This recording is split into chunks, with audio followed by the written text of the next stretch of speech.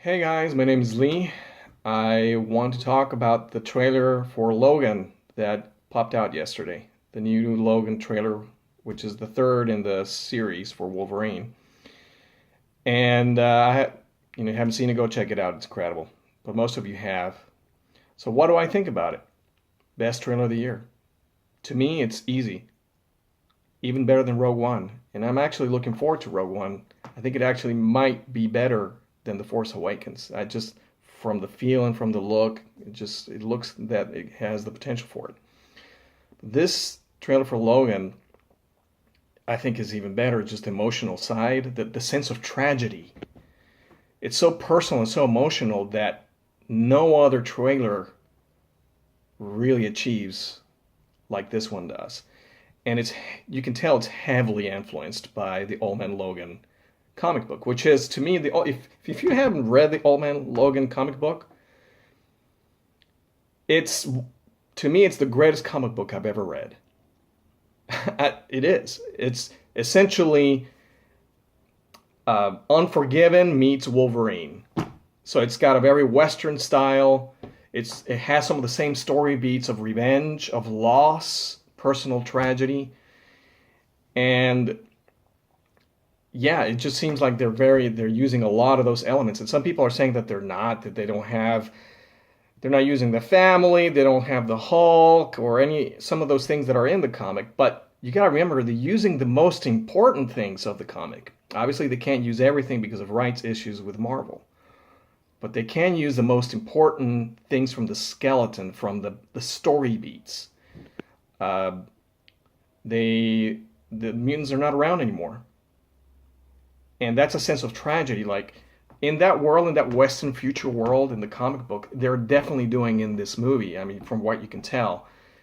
And it's just Wolverine hiding, having retired and hiding in isolation and just taking care of Xavier. And therefore, all the heroes and all the mutants are gone, and which makes civilians oppressed by all the villains that have taken over and having to deal with all that oppression. And Wolverine is not even involved in any of that because there's a sense of tragedy. Something happened because the reason that the mutants are gone in the comic book is tragic, and it has to do with Wolverine. And when it's revealed, you're just like, what?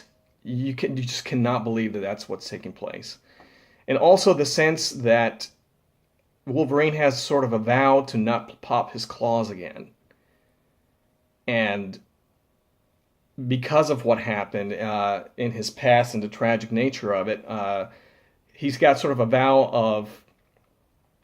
of being peaceful, non-violent sort of pact that he's made with himself, and never to pop his claws again. And if you look in the trailer, most of the trailer, he does not have his claws out. It isn't until much, much later on when he has a real reason.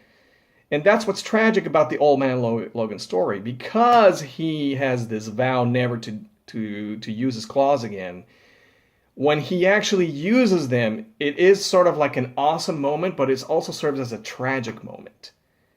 And that's what they're doing in this. It seems very, very clear that's what they're doing here.